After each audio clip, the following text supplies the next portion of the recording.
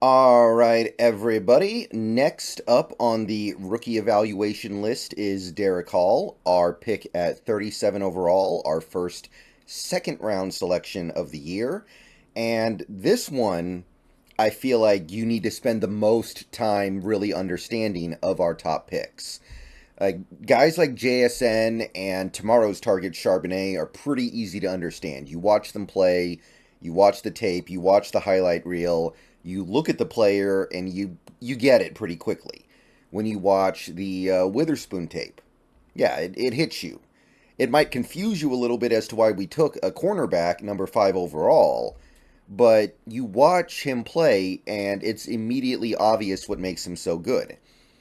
Derick Hall is somebody you actually have to really seek to understand on. You have to really look hard at him to understand what makes him an appealing prospect. And that's not to say it's because he's bad or anything like that. In fact, I think that he is going to be quite a useful and valuable player for this team for the next few years at least. But you have to dig around a little bit more to really understand what we're talking about here with Derick Hall. So I did the best that I could. Let's talk about what I found. This video is going to be about the numbers, Derick Hall by the numbers, and then the video later today is going to be Derick Hall, the player. I watched a couple of his games, every single snap. I got a feel for what he did, what he didn't do, and I'll present it all to you over the next few hours. So, Derick Hall, edge rusher, and by the way, yes, I do believe that he fits best as a stand-up 3-4 outside linebacker, which is the role that he'll currently be playing here, so no concerns about that. Auburn Tiger, which was a little bit of a messy place to be the last few years, which I'll talk about more later. That's actually very crucial to understanding Derick Hall. He's going to be 22 years old when the season starts. Again, relatively young, has upside. 6'2" and 3/4 of an inch, which is 21st percentile, and 254 pounds, which is 26th percentile for an edge. However, I think it's important to note that in this case, that's actually good because he's going to be a stand-up rusher. If he were a hand-in-the-dirt rusher, you would kind of want him to be a little on the bigger side, but he's not. So that's actually a positive, I think, that he's lighter, and means that he will fit in better in this role than he would on a 4-3 team. He does, however, have very long arms, 84th percentile with his 34.5-inch arms, and his 10-inch hands are also a little above average, 60th percentile, so he does have size in those areas. His testing overall was fantastic. 4.55 among edges is 94th percentile. Now, again, that is also including some of the edges who play with their hand in the dirt, some of the edges that end up playing like 5-tech. Those guys are going to be slower. If you compared him to other pure 3-4 outside linebackers, it would still be a really high percentile, but it wouldn't be quite as high. 1.59 10-yard split is solid. It's not hyper elite or anything like that, but it's actually slightly better than even Will Anderson's 10-yard split. 87th percentile, plenty good enough. That should be an asset for him when he's rushing the passer in the NFL. 33.5-inch vertical is slightly above average. It's okay. But his 10-foot 7-inch broad is elite, 93rd percentile. So he does have some explosiveness in those hips. He does have some ability to exert himself athletically, not just as a player, not just with his mind, but with his body. Okay, so those are the combine stats. Let's talk about what he's done in 4 years at Auburn. We'll start at the beginning with 2019. He didn't play a ton, but he did log about 200 snaps on defense across 11 games. So he was very much a part-time player, but he contributed. 13 tackles, tackle and a half for loss. He had 10 QB hurries and 2 QB hits, amounting to 12 pressures across 11 games. Not bad. 3 missed tackles.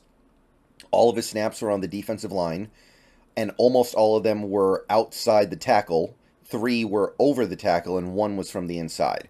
And that is something that is kind of, it's going to be an interesting topic of discussion going forward, what he can do when he plays from the inside. Personally, I don't know if I really see it, but it is something that's going to come up in the coming months for sure.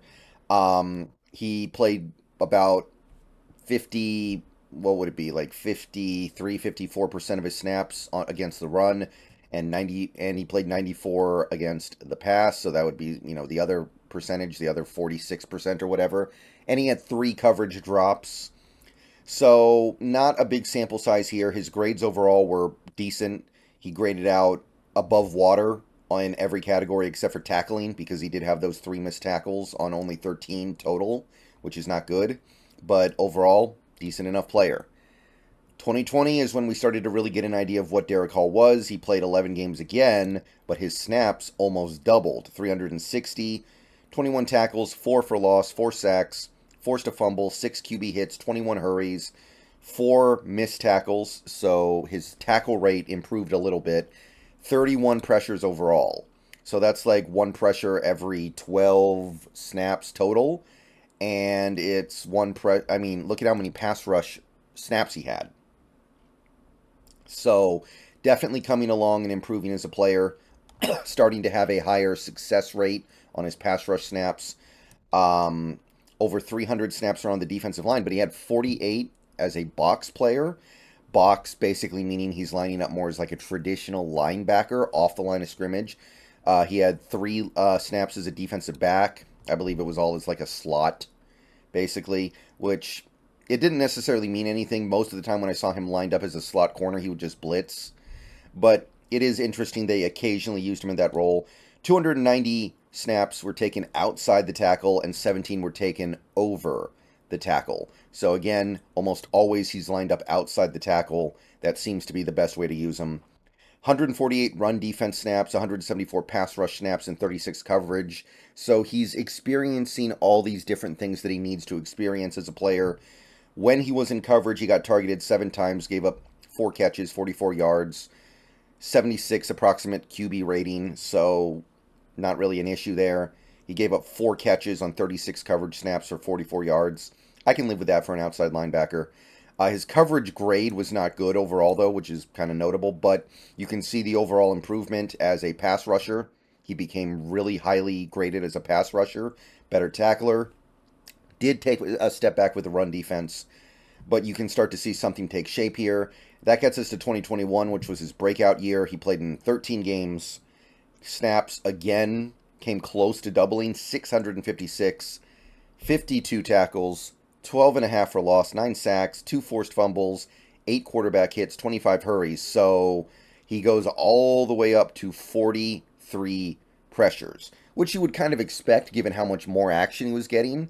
But the fact that he's able to maintain his productiveness despite his increase in snaps, pretty good.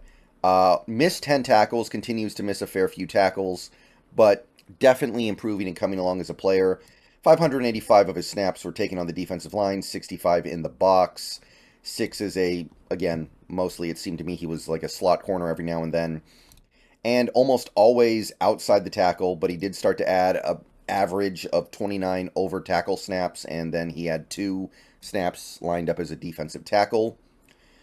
310 pass rush snaps, 276 run defense snaps, 72 coverage snaps. Again, he can do the coverage stuff. He can at least handle his drops.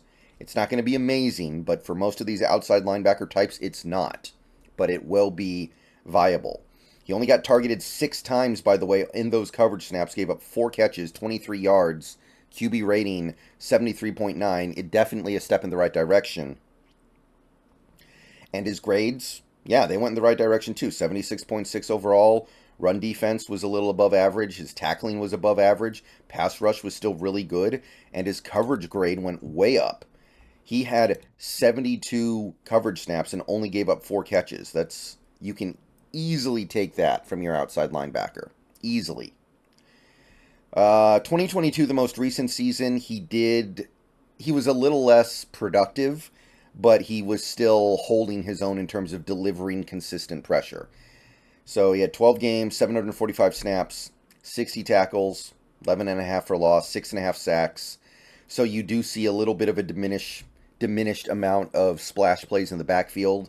He did add an interception off a deflection. He had a fumble recovery. He forced 2 fumbles, 8 quarterback hits, 28 QB hurries, 8 missed tackles. So he is starting to improve again as a tackler, getting just a little bit better each year. He did have more pressures, but it basically went up by an approximate, well, not even quite, ratio to the number of overall snaps he was playing. So he was a little stagnant in 2022. I think that would be fair to say, but he was still a very effective player. 47 pressures on 349 pass rush snaps is it's a pretty good pass rush win percentage, I guess you could call it. Again, almost all of his snaps on the defensive line, 44 as a box defender, as you know, a more traditional linebacker, and then 11 as the defensive back. Again, according to PFF, he was almost always lined up outside the tackle. He had 4 snaps over the tackle and 2 on the inside.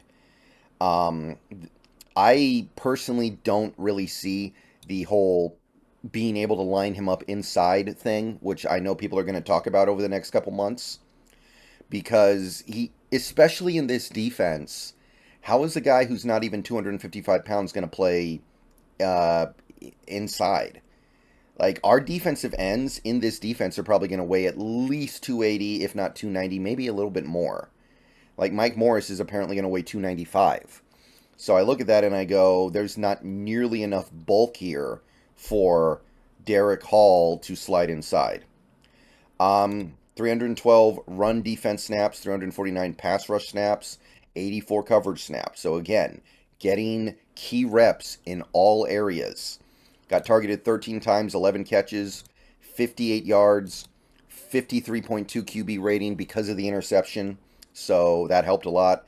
Grades, they went down a little bit, generally speaking. His pass rush grade went up a tiny bit. His tackling grade went up a tiny bit, but his run grade went down. Coverage, it's still good. It's still an all-around solid good player who can play all 3 downs and be reliable in that role for sure.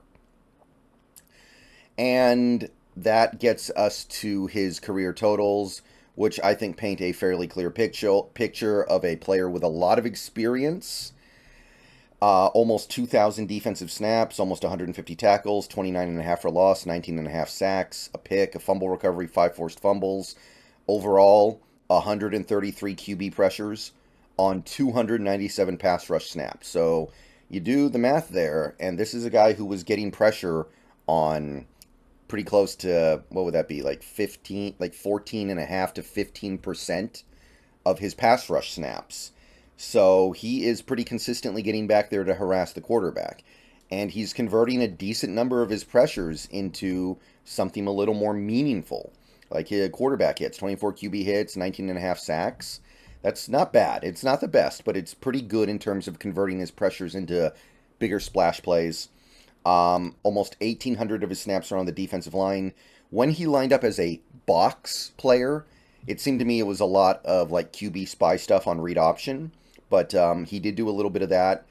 I was watching, we'll talk more about this later, when they played Arkansas, he, on a snap or two, was actually a straight-up QB spy on KJ Jefferson.